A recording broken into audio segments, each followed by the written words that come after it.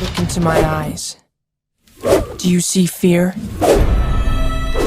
You come at me with sword and spear, but I come in the name of the God of Israel. Yes! Right between the eyes! Did you see that? Anyone? Of course not. Okay then, one more time. Tally, not now! I'm trying to protect us from this Philistine. Whoa!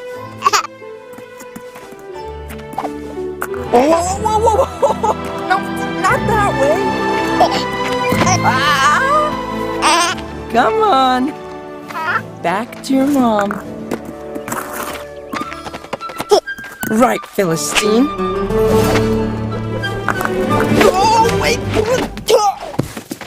Right between the eyes. Oh, of course. That one you saw. Tally!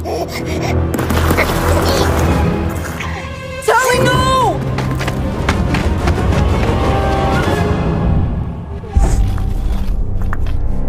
I'm coming, girl! Whoa, easy! Shira! I will bring her home safely.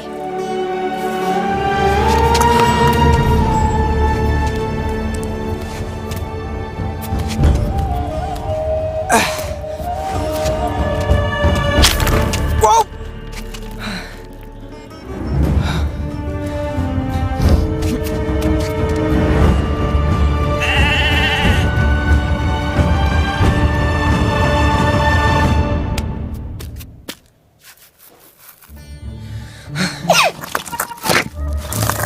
Tally, wait, no! There you go. I'm almost through.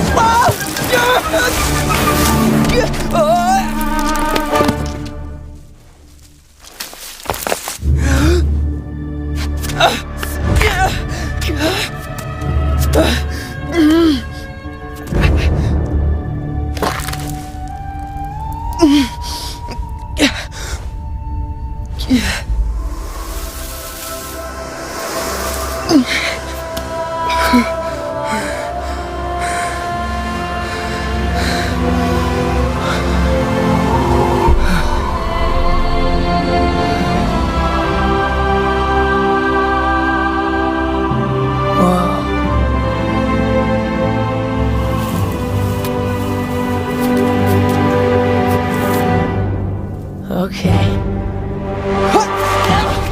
Oh! Tally, stop! No!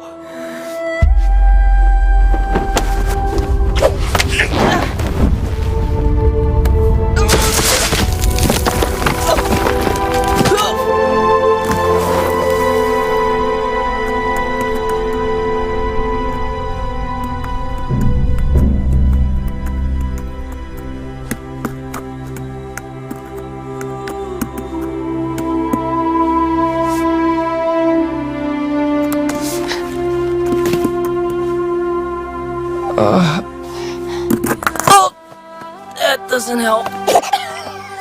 That does. Stop. Thank you.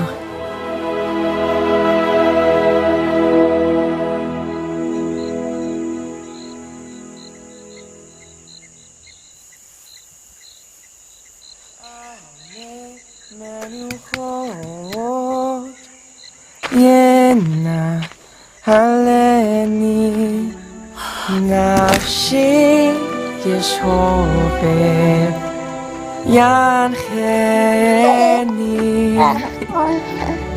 במגע לצדק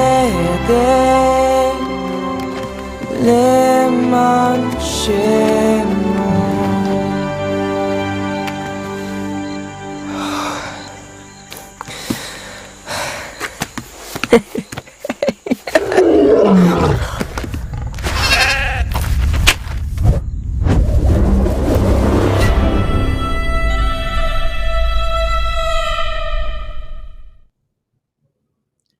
Welcome to this live stream about David, the animated feature film. We are just so excited to have you guys with us this evening, today, depending where in the world you are. Tonight, I'd like to start by just saying a very special warm welcome to the Ohana Adventure family fans, because they're with us. And later this evening, we've got the incredible privilege of being able to just connect and chat with the Ohana Adventure family, the Bennetts, which is just so cool to have them on the live stream later this evening. But welcome to their fans. And to Aaron Fullen's fans as well, thank you for joining us, because I know he's cross-posted, and we know that David's story is such a musical story, and he's obviously so connected to music, so great to have his fans on tonight. The other thing I want to say is I'm not wearing this T-shirt by accident. Welcome to the fans of Angel Studios, just the most incredible group of people who've brought you shows like The Chosen. We'll talk more about them a little bit just now as well. But yeah, thank you guys. And tonight, this is just so exciting. They've just put up on screen there, and it blows my mind away. This phase of crowdfunding, our target was $5 million. Today was the last day. There's 13 hours left, and we've, as you can see in the top right there, we've hit $5 million, which is just absolutely incredible. It's just so electric to see that support and passion for the story of David's life. And just to say, guys, there is a buffer, because sometimes when people's money or investment is getting processed, so we're allowed to go $500,000 buffer above the $5 million.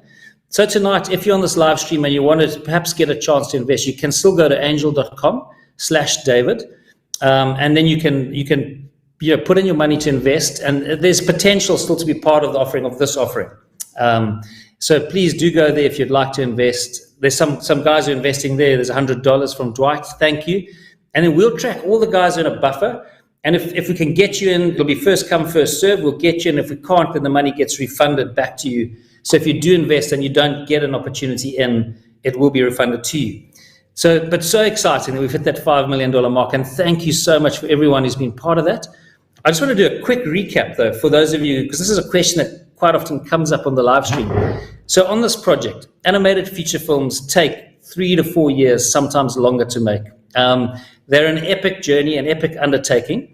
In this film so far, we've invested $19.6 million. Okay, it's been a dream for 20 years, and we've been developing it for 20 years, but it's been in pre-production for 2 years. And this fundraise now is $5 million, and then we're going to go next year and aim to raise another $30 million to finish the film. And all going well, we should finish the film in 2024.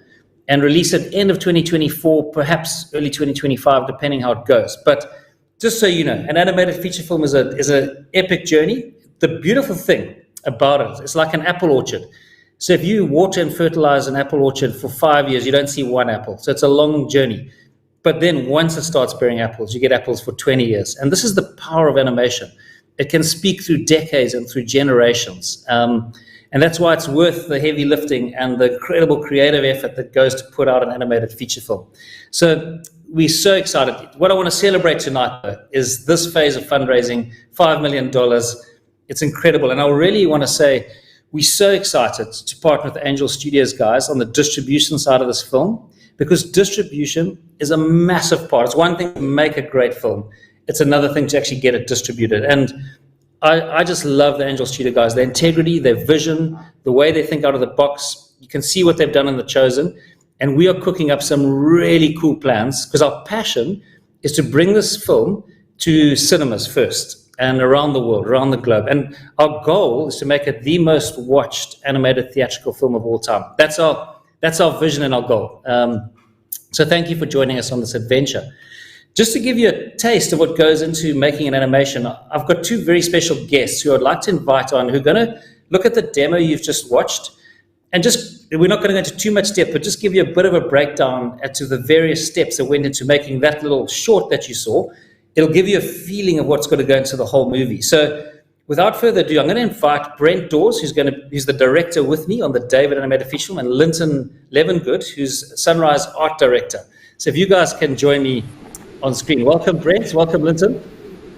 And it is so. Thank you. Just to say, so exciting that hit this target. It's just incredible. I can't believe it. Amazing. It's so exciting. Amazing. And I just love the fact that you've been saying over the last few weeks that each person that's putting in money is becoming one of the team with us. It's not just it's not just money and then we forget about it. It's like we're building a community and a team to go on this journey with us, which is just amazing.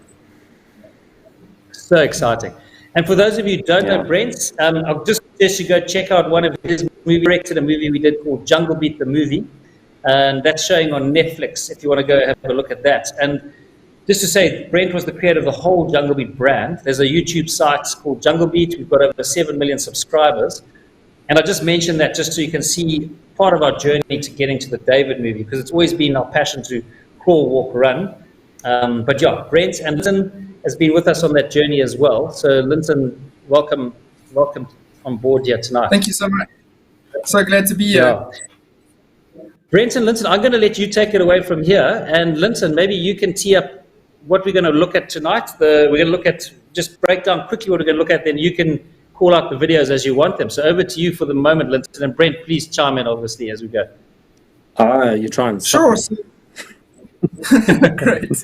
So yeah, what we're going to look at here is some videos that were put together just to give you guys a sense of what went into creating the demo. So some behind the scenes views of the art of David, the concept art leading to the final character, and as well as a little touch on the animation, some behind the scenes of Tali and the sheep's development, and the design of the whole world, and the music as well. But we'll try and move through it quite swiftly. So I hope you guys enjoy just getting a taste of what went into making this beautiful demo. So we're going to kick off with David. Yeah, here we go. Yeah, we're going straight into David, yes. You come at me with sword and spear, but I come in the name of the God of Israel. All right, so what you're seeing here is some of the earliest art of David, the first concepts. And the goal of concept art when designing characters is, as Brent has mentioned before, is casting. So you're basically casting the character. So the artists all shoot out and they start drawing different designs for the character. And eventually the director, Brent, will, who was Brent in this case, will see something in one of the artworks that really resonates with him. And in this demo, that image that you see there in color in the top left was the first image that Brent saw that really spoke to him as David. Do you want to say anything about that, Brent? Yeah, maybe we could just hop back to that image there, because there was just something. So this is, it wasn't colored up when I first saw it, and it was a lot looser. But there was just something that I found really endearing. It's like soft gentleness, but a strength to his face there. And it's one of those things. It's such a terrible thing to say as a director. I'll know it when I see it. What's an artist supposed to do with that? But this was one of those examples of, when I saw the image, I recognized David, and that's a really good sign to me. And it doesn't mean that was the final approved character design. It meant that they'd found an essence of a character that I really responded to, and we sort of held this image up against everything else moving forward. Even though the look changed slightly, it was like, does it still feel, do I still recognize David within that? And it's amazing to get that image. We actually got that image reasonably early, which was exciting, but it took a long time to then fine tune and get him all the way there. Yeah, and that's what you'll see as we move forward now. The goal is to try and find that character that Brent was resonating with. So the art goes into 3D. You'll see us move into 3D soon. And it's quite a journey to try and translate a 2D image that looks good into 3D. So you'll see on this page, there's the 3D little versions, and leading up to this image, which was the final version that we did in a program called ZBrush. And then, it's quite a journey to tweak the image to try and keep it looking appealing. But the whole character goes through quite a process. So you can see here the hands and feet are sculpted. Yeah. So you can see the hands and feet of the character. Yeah. Go, Brent, go. Yeah, I was just going to say the fact that, so we found a face, but what is the style of the hands and the feet? Because nothing. I think the thing that a lot of people take for granted with animated feature films is they sort of think that there's a pool of things to draw from. You know, every movie that you watch, unless it's a sequel, even if it is a sequel, they build everything from scratch: a rock, a blade of grass, hands, fingers, feet, and they try and figure out and answer the questions. What do fingers look like in this movie? What do toes look like in this movie? And how do they all relate to the rest of the world? Sorry, go ahead, carry on, Linton. Yeah, and especially in the demo with him climbing the cliff, we really needed to know what his hands would look like. So here you'll see some of his outfit designs. We really kind of tested a lot of things as we developed. Everything that is on David needed to be motivated. You know, why is he wearing a piece of leather on his arm? So that ended up being the sling. You know, what is that bracelet? What's the story behind that? Who gave it to him? We don't just kind of magically add things. We want to have a reason for adding anything to David, even down to his sandals. You can see at the top is the loose design and then the detail breakdown. And here you can see all the iterations that David went through to get to that final design. Like, is he wearing the sash? Is he wearing it over his shoulder? We had to test out every version of that. Yeah, so that's a behind-the-scenes look at what got us to the final look of David. And if you move on to the next video, what you'll see is the process of taking this 3D character into animation.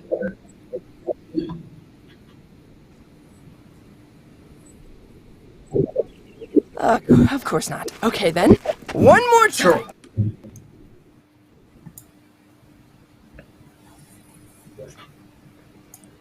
So I can just pause it here. When you take the character into animation, when it's a 3D, you can approve a 3D model, and you can from that pose and that expression, it can look fantastic. But once it's got its rig, which is the tools that the animators use to move it around, the skeleton and what have you, it can very quickly and actually without question will lose appeal, because you know, from different camera angles, the way that you open a mouth, it was a significant job to make sure that the appeal of the concept art and that character that I recognized was able to come across in the performance. So the animators have one job to do to bring a character to life and get the pacing and the timing right.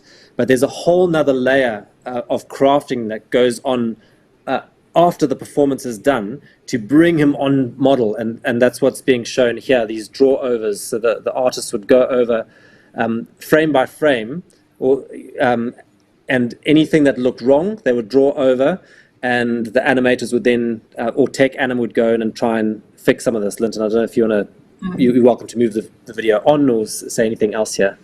Yeah, just to say that, yeah, the one major thing we learned during the production of this is that character design isn't finished until animation is finished. You know, like there's this whole shepherding of the design process in animation just to ensure that we get the maximum appeal as we move into animation. But yeah, you've already said it so well, Brent. Like, yeah, so that's what this little clip shows. So you can keep playing, and then we'll go on to the next video. Yeah.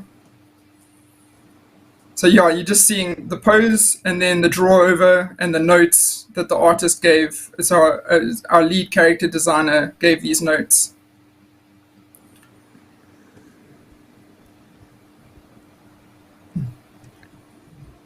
All right.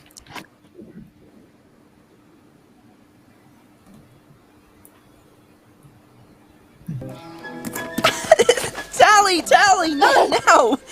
I'm trying to protect us from this Philistine.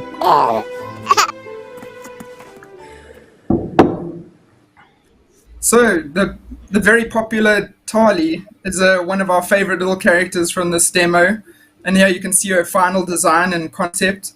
And yeah, she was such a challenging little character because she's covered in fur, and she needed to be very cute and appealing.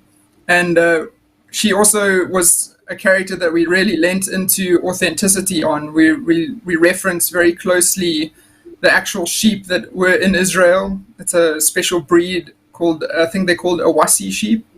And yeah, so we found that the closer we went to the real sheep, the cuter she went. And you can see here some footage of us holding a beautiful little lamb in Israel. And yeah, you'll see how this character was so pivotal in getting David's relationship and softness of character across. I don't know if you want to speak about that, Brent. No, But yeah, I think that's. I think you just said it there. Carry on. yeah, so yeah, you can see some of these key little moments that were sketched by our artist, really trying to nail the connection between David and Tali. Beautiful little moment, and this is just some more explorations of her character. Different emotions that she would go through. Even though she's not a human character, she still needed to be able to really express those feelings. And here you can see this is actually a little breakdown of that runaway sequence where David scoops her up. It was actually drawn by our character artist, who was also a 2D animator as well, so had such an amazing grasp of movement. And now we move on to the sheep, who are also just wonderful characters, and you can see some of the reference footage. Those sheep Can we just pause herders, here? those shepherds. I want to tell a little story. Yeah. Just to tell a little story here. So we went to Israel on the research trip, and we knew that the short was going to have sheep in it. And our producer at the time, Joe Pistorius, said to one of our art directors, Mark Chittenden, he's like, just make sure you get some really good reference of sheep. So we'd been driving around a couple of days. Obviously, there's a lot to look at. We kept seeing sheep quite far away, and at some point, we actually need to stop and find some sheep. So we stopped on the side of the road, and we saw some sheep up there, and Mark just sort of instinctively, he looked at the sheep and the shepherd that was leading them, and he walked down and just sat on a rock. And in a couple of minutes, the sheep had all walked down and were walking around him. He was amidst them. This footage is taken with them walking all around him. And it was just an unbelievable moment. The fact that, this was a specific thing we were sent to do. We hadn't been able to do it. And he just felt, he kind of just read the moment, went and found his spot, sat there and waited. And these sheep just all came around him. I just stood there. I was like, and I was so bummed because I was just so amazed by all of this. I was like, as they started walking away, I was like, oh, I should be taking video too. And I sort of quickly turned on my thing and started, but they had already started. But fortunately, he got the good stuff. So it was wonderful. Yeah, and they had some big guard dogs that were growling at us as well. That was quite fun. But yeah, so here you can see how those reference images really pay off in just designing sheep that automatically just look so authentic to what we saw in Israel. So these are just some of the fun sheep designs that were done. And then we honed in on a very few of them. But here you can see just a taste of what goes into making a sheep, that anything that is on the character has to be explained. How far do the hooves move? How do they move on the landscape? Everything is made from scratch. So concept art is often explaining so much. So those funny zones that you see on the sheep are explaining to somebody how long the fur needs to be so that they can create the fur in 3D and that it'll hang at the appropriate length on the body. So a lot of concept art isn't just making beautiful pictures, it's also creating art to explain how something will work in 3D. And that's actually the bulk. That's the real job of concept art, is making everything clear and answering questions before they're asked. So that's the sheep. And I think that's we can amazing. move on to Jump into the world. Yeah. So this is the world that we created, and here you'll just see a few images that really sum up the key references of the world, the stage that we were setting, and you'll see some of the early concept art as we explored what the space should look like.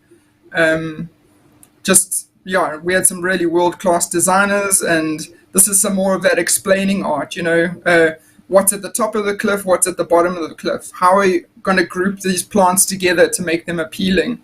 what do the rocks look like, and how are we going to use them, even down to how detailed is the ground. You've got a photo at the top and then a softening of that reality. But here is a really clear one. This was our primary reference for the cliff, and here you can see how massive it is, how tiny people are.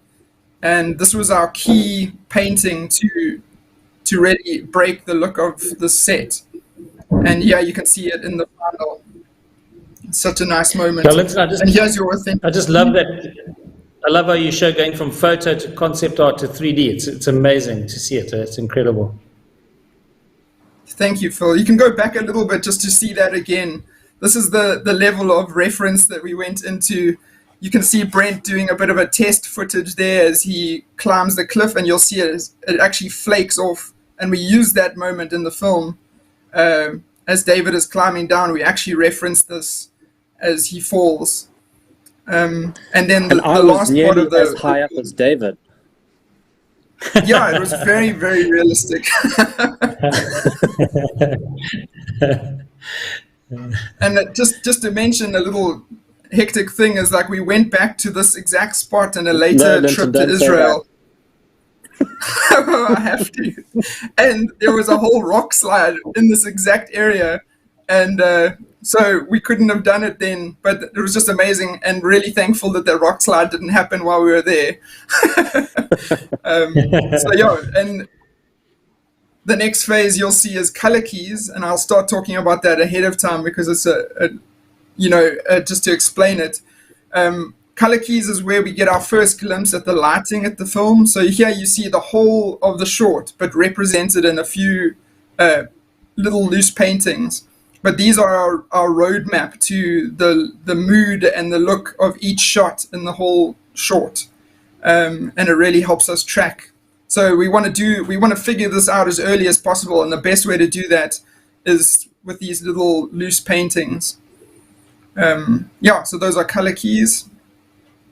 And I'm not sure what comes after this. So after this, we're going to go to music. Okay, I'll so just quickly tee it up before we hand do. over to Phil and Brent.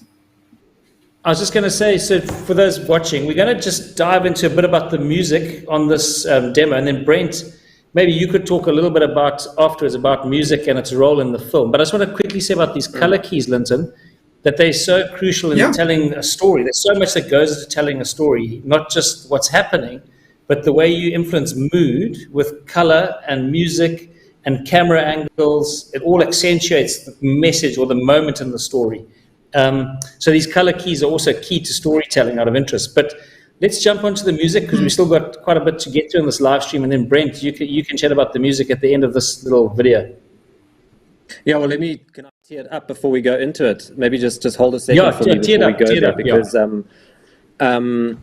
what I wanted with the music, David sings a little lullaby to Tali as he's bringing her back to her mother, and I briefed Jonas Myron, who's was the songwriter on this, and I said, I'd love it based off of Psalm 23, and I'd love it to actually be in Hebrew. Though the movie's going to be a musical, and we'll have a lot of I'm going to say Disney-esque musical numbers and English sing-along, but this one I was like, no, what would a lullaby to his sheep have been, And so Jonas wrote this incredibly beautiful, I'll call it a lullaby, of Psalm 23, and the composers of the score really latched onto that and used that to build their soundscape from as well. So I think the way that you're going to see it here is you'll hear David singing it,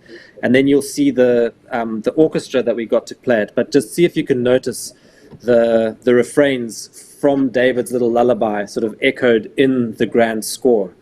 That's my preface, and we can go into it, I think.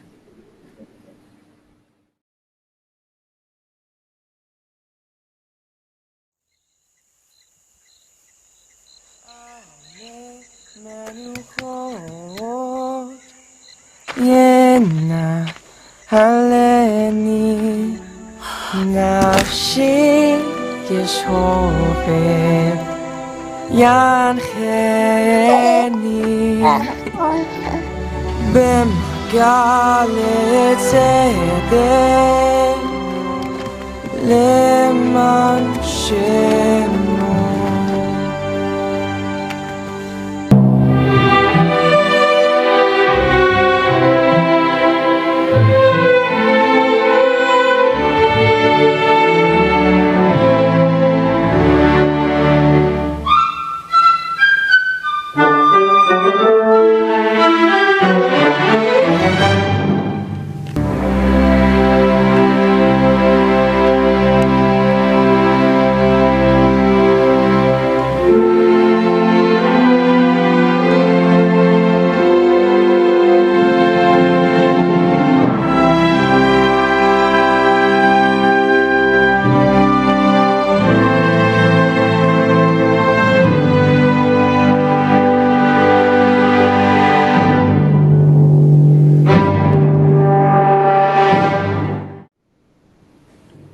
And I just absolutely love this part of movie making because it's the one. So obviously, composing the music takes a while, but when it's all written and they put it in front of the orchestra and the orchestra all plays and it comes to life, it's so immediate compared to the rest of the animation journey. You know, so to get one shot out, it's got to go through so many departments. You know, animation like modeling, rigging, texturing, fur, lighting, you know, all these things that take, but then when you get to music, everyone gets in a room and magic happens. I absolutely love it. And speaking just a little bit into the movie, I'm so excited by the fact that this is going to be a musical, and furthermore excited by the fact that there's actually a story reason that there are songs in the movie. Thank you, Summer, for the $100 there. You know, David called himself Israel's singer of songs. He wrote more than half the Psalms, so it only makes sense that music would be a part of the telling of his life story. The very reason that he actually went into Saul's palace was because Saul needed someone to calm him, to play and sing for him and calm him. So the wonderful thing for me, and the challenge in writing the film, but a wonderful challenge, is let there actually be a story reason that there's a song, rather than just breaking out into song while he's doing the washing or something like that. You know, like actually there's a story reason that he sings, and of course from that sort of initiation or the instigation of a story moment, it'll break out into a much bigger number that everyone will get involved with. But it's just a great challenge and something that I'm really looking forward to bringing to life. Phil, what do you say? Joseph, That was great. thank you for that $10,000. Yeah, thank you, Joseph. And I've got another message just to say that during this live stream, there's been $131,000 going into the buffer already, which is just incredible. Wow. So that's amazing. We've got very exciting guests coming up, so I'm just going to wrap this up here, but just to say, does the lamb necessarily have to be this cute? But yeah, that was such a quick whirlwind tour through the demo and what goes into making a film. But the music side in particular is just going to be massively exciting on this movie, as you say, Brent, because it's so authentic to David's character and who he was. And like we've said on a few other live streams, if they can make a musical on P.T. Barnum's life, imagine what you can do out of David's life. It's just incredible. So, yeah. So, yeah, Brent, I saw you about to say something before we move on to the next part. Yeah, well, there was a question, and we can't ignore it. And I'm trying to discern, is the question tongue-in-cheek? Did you have to make it so cute because, or like, did you have to actually make it so cute? Does that necessarily have to say? So I'll answer it both ways. One is if it's a tongue-in-cheek question, then of course we had to make it so cute. But if it's a question, sort of quite a serious question, there was a very interesting thing that happened while we were creating the demo. And we must remember that we're operating in the space of animation, where we're going for broad appeal and trying to really reach a wide audience. To start with, David was rescuing a sheep, and there were a number of people in the crew that were like, I don't like him. You know, he just doesn't appeal to me. And I was like, why? He's such a nice guy. And they're like, yeah, but he's just too perfect. He's this and that. And then I did a version where he was rescuing a lamb. And they said, oh, I like him now. Literally like that. Not much else had changed. Just the fact that he was rescuing a lamb. And it was mainly the woman in the crew just suddenly had much more of a heart towards David because he was rescuing a lamb. And it was just really interesting to pay attention to that. And I was like, well, okay, if the decision between rescuing a sheep or rescuing a lamb brings in a wider audience, then let them rescue a lamb, you know. And it's cute because like lambs are cute, fundamentally and intrinsically. Yeah, and we've had so many. Thanks, Christy, by the way. We've had on every live stream, Tali has just become one of the favorites of the show. So I think she's going to be a great part of the journey. But one other little thing to say, which I'll say because it actually also was a key moment for us. When we were designing it, we actually did go too cute, a little bit too cartoony cute. And we've got a great friend of the show who was really actually pivotal for me and my journey in directing was Glenn Keane, who is a legendary ex-Disney animator. And he's not attached to the project. He just sort of offered advice out of the goodness of his heart and just followed our journey. And I sent him some of our lamb designs and he wrote back, he's like, Brent, those are cute, but are they authentic? Do they live in the world? You know, he's like, lambs are the most gorgeous creatures. And that's what helped us, again, go back to our research, to go back to look at actually lambs and redesign it. You'll have seen in that video, there was a phrase, Linton, what was it? Redirect or I can't remember. Course correct. Redirection. Yeah, course correction. Yeah. There was a course correction that happened because we'd gone quite far down production and we got these notes from Glenn, which really resonated. And we were like, no, he's right. So a lot of thought and discussion went into that lamb and is ongoing, actually, even as we go into the feature film. It hasn't stopped yet. That's amazing. No, but Brent and Linton, thank you guys. You are two gladiators on the journey with us, and I really appreciate you both. And thanks for joining us tonight. We're going to move on because we've got some other guests joining us. But yeah, thank you guys, and really appreciate Thanks your so time. Much. It's been great. Yeah. Thanks, everyone. Thanks so much for having us. Thank you, everyone. Thanks, guys. Cheers. Cheers. To everyone on the live stream, before we welcome our next guests, who are the Ohana Adventure family, I just wanted to say something. In Acts 13, verse 22, it says, I found in David, son of Jesse, a man after my own heart.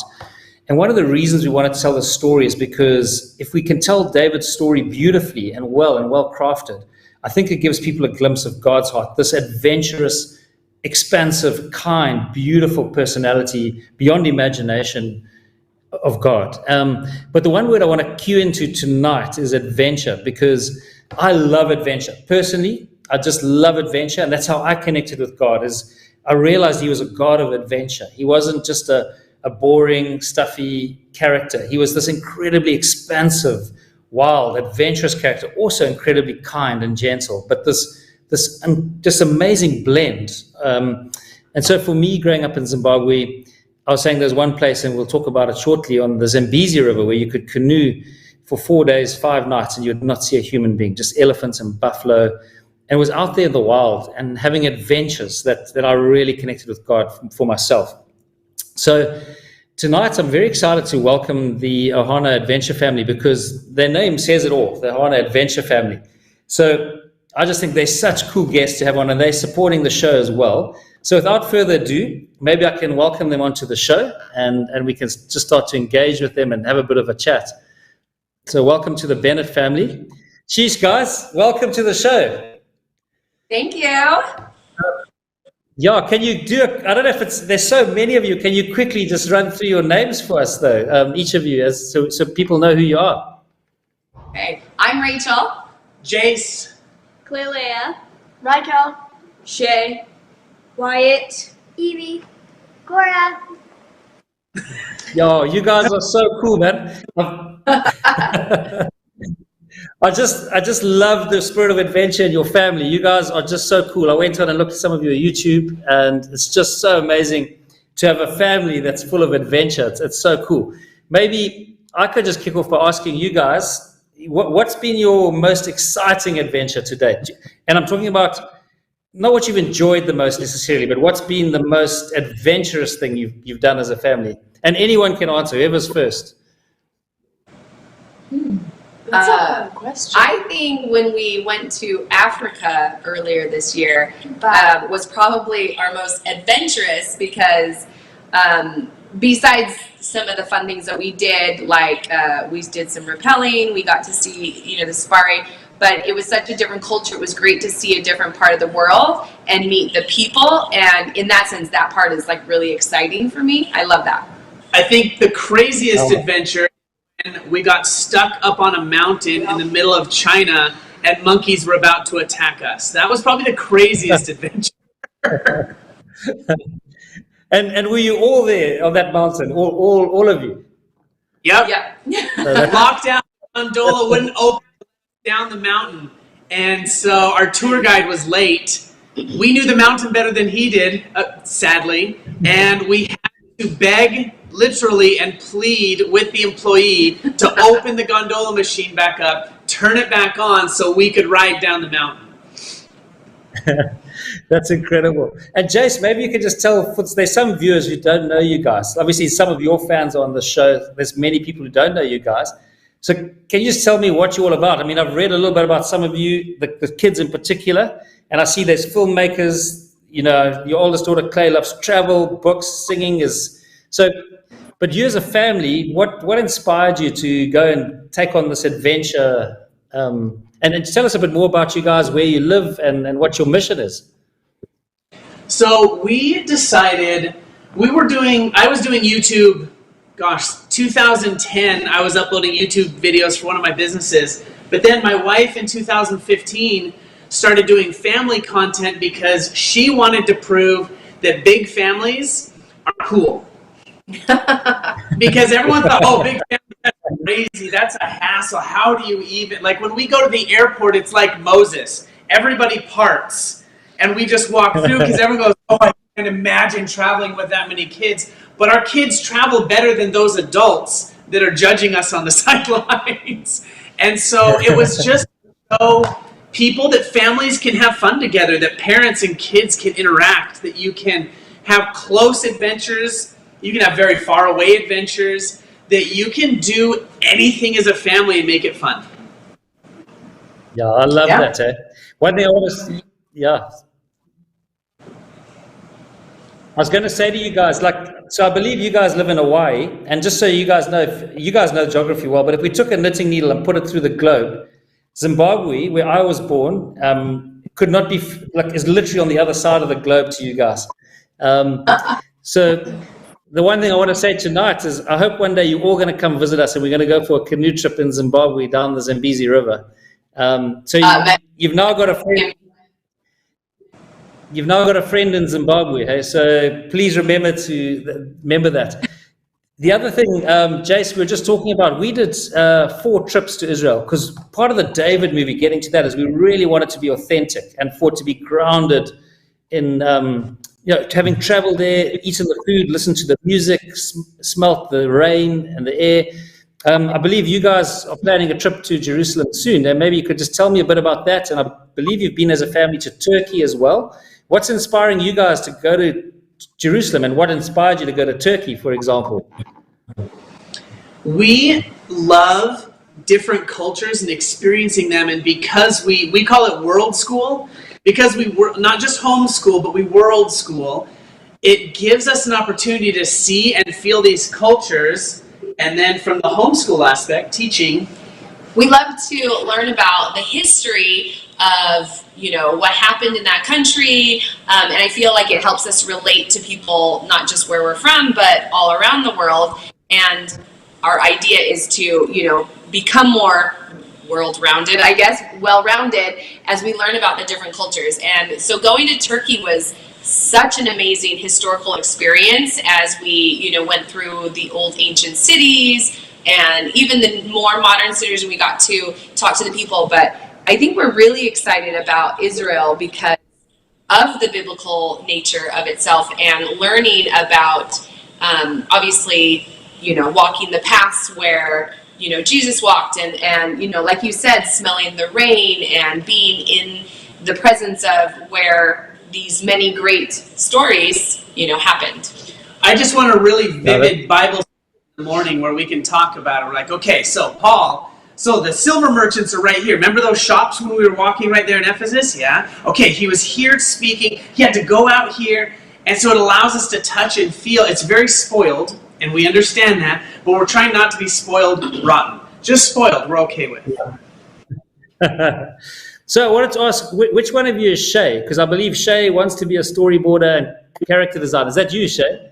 Tell me, Shay, what is your favorite animated film you've watched up to date, and who's your favorite animated character? I gotta say 100% Lion King is my favorite movie. And who's your favorite character in Lion King? I gotta say Mufasa. Okay, cool. Yeah, Lion King, what an epic animation, eh? And it really felt authentically. It had such a beautiful African spirit to it as well, which I really loved, eh? So that's amazing. And Clay, I believe you're the oldest, and I read that you love travel and fashion, eh? So, what is the most favorite place you've traveled to, by the way? My favorite place that I've traveled to would probably have to be Tahiti. I like the sun and the warmth and the tropical. I lost you for a bit. Sorry, but so just say it again. I missed you. I think my favorite place would have to be Tahiti because it's really tropical. Okay. And then Raquel, are you the second oldest, by the way? And I believe you like, what I read is, correct me if I'm wrong, but you like books and singing. So you must love David because he was such a musician. Are you a songwriter, or do you just like singing, or both? So I think that's actually a little switched up. She is the one that loves to sing and actually is watching the guitar now too. So she is more of the singer of that. Okay. Cool. No, good. It's good. And then Wyatt, I believe Wyatt wants to be a film producer as well. Yeah. That's cool. Man of many And words. Wyatt, yeah, that's cool. Well, to be a producer, you don't need to say many words. So that's a good trait, by the way. Should we dive into David? I mean, for you guys as a family, just tell me, anyone can speak, but what do you love about David, and what do you think his life has got to give the world in terms of, just his life and who he was? I'd love to know why you guys like David as a family and what you think about him as a character. I think David is the epitome of the underdog. This small guy that comes and basically conquers, Goliath. And I think that's kind of the hero that we all want to relate to, as I feel like a lot of us personally, in times of, trial or, hardships, we feel like the underdog and we want to, overcome that fear or overcome that trial. And I think he's just so relatable in that sense that, we want to grab onto something and be the hero that we can or see ourselves being. Yeah, I love that. I think he's so accessible to everyone, isn't he? The way, because we've all got giants in our lives, we've all got big things we've got to take on. And I think his life is so inspiring. Eh? The other thing, just talking about the musical side, for me personally, I love it. When you read his Psalms, I just love how he's so honest with God. He just jumps on God's lap and just talks. And I think that's an incredible example for all of us, just how beautifully honest he was with God and how expressive he was with God. But anything else from anyone else in the family that you like about David, that you think the rest of the world would love to learn about him as a character? I really like his shepherd feel, how he's so intact with the mountain and wilderness and all the beautiful goats or sheep. Sheep. Lambs. And I love how it shows his daring side, how he is willing to risk it all to go save that lamb. But then I also love how it shows him really funny and goofy. I like how it shows multiple sides of him. Yeah, that's cool. I love that. There's a very cool thing, like you're saying, when he was going to fight Goliath, he said, I fought the lion and the bear. And so he had already walked with God and fought the lion and the bear. And you guys have been to Africa. I mean, I've watched a couple of times a lion charge across the Zambezi Valley, and it's an incredible sight. The power of a lion, and to think that David fought a lion and a bear, it's incredible, So, and just going back to what Shay was saying about him being out in the wild, I read a beautiful thing of Eugene Peterson's that said when he went to the Valley of Eli, he'd come from the wild, he was so connected with God. And when he went into that Valley of Eli, he had a God-dominated imagination, and everyone else had a Goliath-dominated imagination. And I think, like you're saying, Shay, he got that from being out under the stars and connecting with God. And that's why I love you guys as a family. I think all the adventures you're going on and seeing and hearing different things is connecting you with God and his character in a beautiful way. Yeah. So, sorry, you were going to say... Oh no, I was just saying thank you. I think like that's definitely part of our mission as, we try to bring family goodness and family content out to the world as we adventure and adventure in our home and out. That is actually one of our family goals is connecting with God and, bringing him more closer to ourselves as well as, our family. So I love that. Yeah. That's incredible. Can I ask the two younger members of the family, and if I've got my facts wrong, please just tell me, but Evelyn and Cora, is that your names, by the way? Yes. My name is pronounced Evelyn or Evie. Oh, thank you. That's cool. And tell me, I read both of you like soccer, and you like dolphins, and Cora likes puppies. So I want to ask you guys, did you like the little lamb on the demo? Yes. Super cute. No, that's cool. And I'm sure you get a lot of dolphins in Hawaii, but obviously we've also got a lot of dolphins here in South Africa. And I'm on the coast at the moment, and today we saw a massive school of dolphins. So you'll have to come to South Africa as well and see the dolphins here. Do you get a lot of dolphins in Hawaii, by the way? Yeah. They're seasonal, so that it would be like more winter. So like right now into like March, I guess, a little bit more their time. Unless you get offshore quite a bit, then they're always there. Whenever I go fishing, they're so smart. They'll steal the bait right off the hook while we're fishing, and it always makes me nervous to catch. Never, ever, ever have I caught a dolphin, but they have probably taken at least 100+ times my bait. So, yes, dolphins. They frustrate me. And another question for you guys. Do any of you surf, considering you all live in Hawaii? Are you surfers, any of you?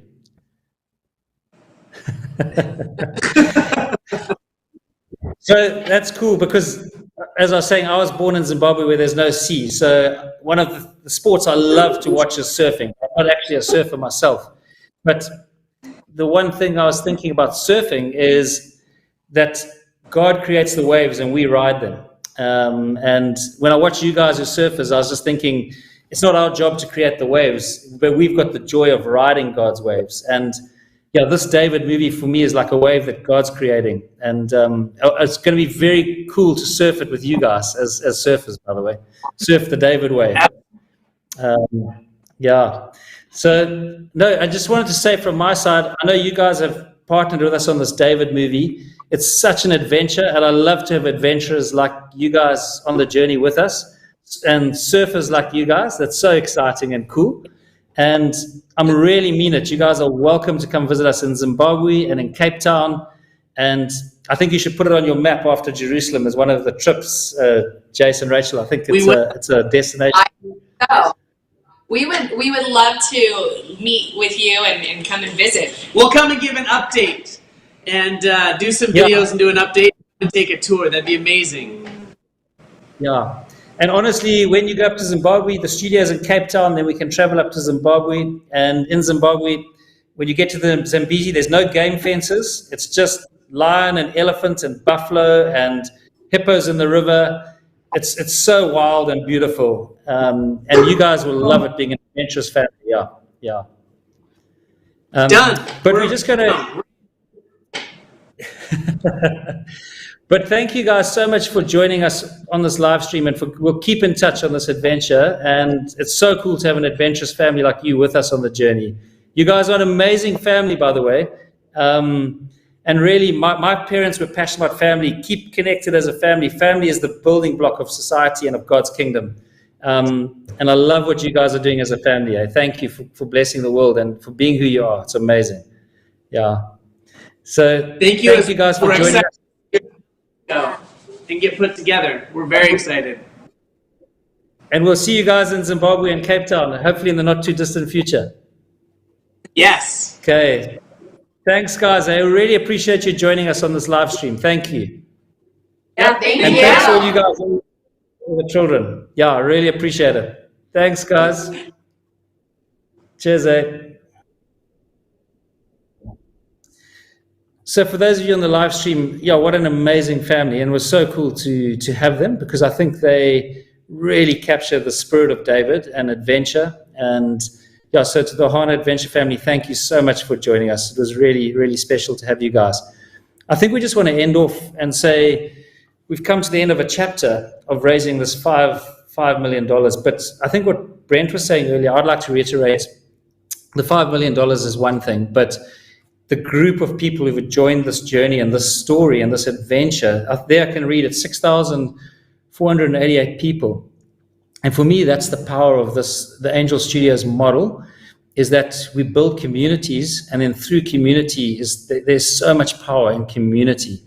So the $5 million obviously is a resource to help get the films made and progress on the journey. But looking at the 6,500 people, it's just so exciting to have you guys as part of the David family and part of the adventure. And we really want to say thank you. And we're excited to keep connected with all of you who've invested and journey with you. And like any journey and adventure, it's like I was saying the other day, it's like ships are safe in harbor, but that's not what they're built for. And as we sail out of the harbor, we will hit stormy seas, we will hit big seas, but we're a team, we're a community, and we'll go through it together. And I really want to give a shout out to the Angel Studios group and family, because they've just done the most incredible job of turning media on its head. And if we look at what's happened with The Chosen and other projects that they're working on, it's just reinventing the way things are done, the way films are financed, the way they're done through building community. And then the power of that community and distribution is just so beautiful and incredible. So as we reach the end of this chapter, what excites me most is the 6,500 people that are part of the journey now with us. If you want to look, you can go to angel.com/David. Although the offering is closed, there's still a few hours left. And whenever they close off the offering, they've got to process all the money, and some of it doesn't actually come through. So we're allowed to build a buffer of $500,000. So if you invest in the next few hours, thanks, Megan, for $20. That's really appreciated. It's first come, first served. We'll obviously, as people, if their finance doesn't work out, we'll put you guys through. And if for whatever reason we can't, then we'll refund your money. And then keep tracking this journey, because we've not finished yet the finance raise, and next year we're going to carry on. Alexandra, thank you for investing the $500. Really appreciate it. And Stephen, 500. Thank you guys. Hey.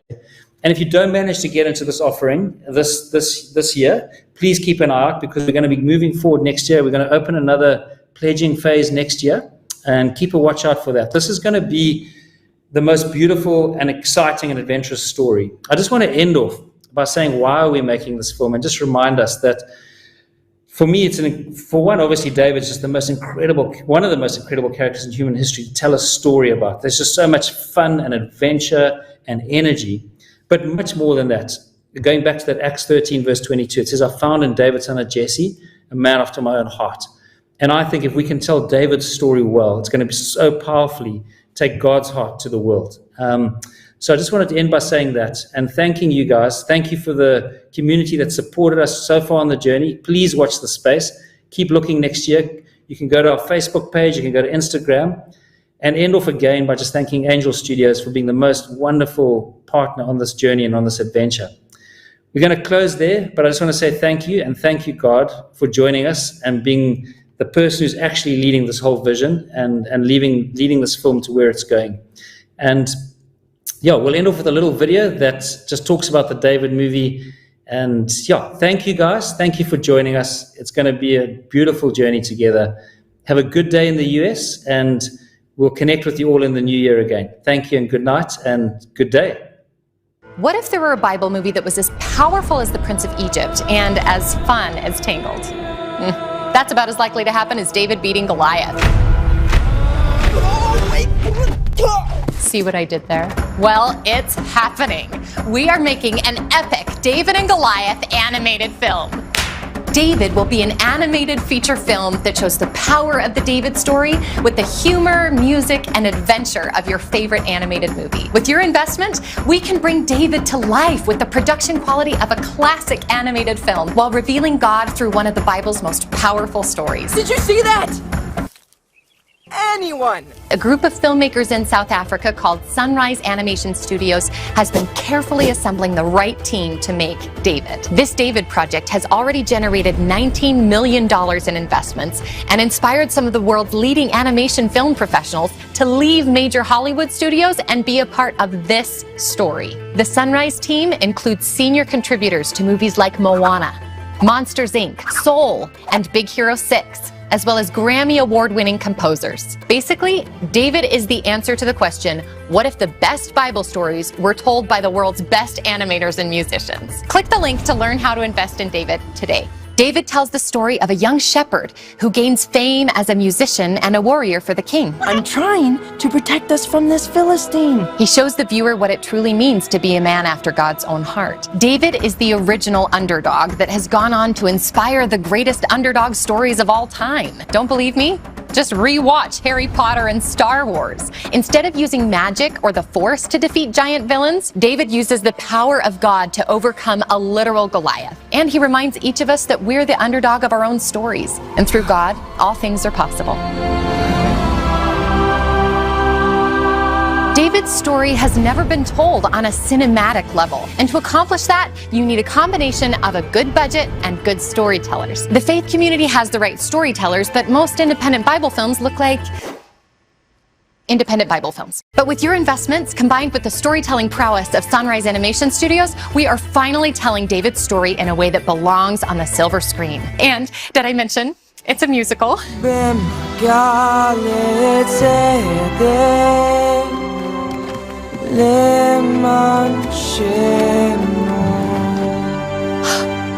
So beautiful. The creation of David the movie is a Goliath-sized story. Sunrise knew that in order for a small film studio to make an epic movie on par with the big boys, they'd have to nail it between the eyes, pun intended. And after all these years, they've assembled the right team to go the distance. All that's missing is you. Click the link to watch a small teaser we made for David.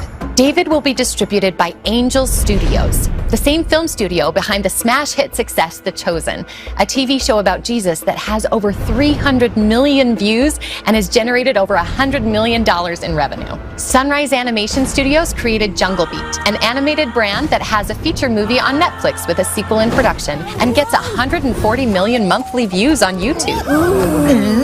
If they can do that with a monkey and an elephant, imagine what they can do with one of the most iconic figures of all time. When you invest in the animated film David, you're not just helping to create an epic animated adventure based on one of the most popular books of all time. You could actually share in the profits. Of course, we can't guarantee that you'll make a Goliath amount of money, but we will say The Prince of Egypt made $218 million in revenue at the box office, plus 2 decades of DVD, TV, and streaming sales. David has everything The Prince of Egypt has, like powerful songs and breathtaking animation. And one thing it doesn't, this baby lamb.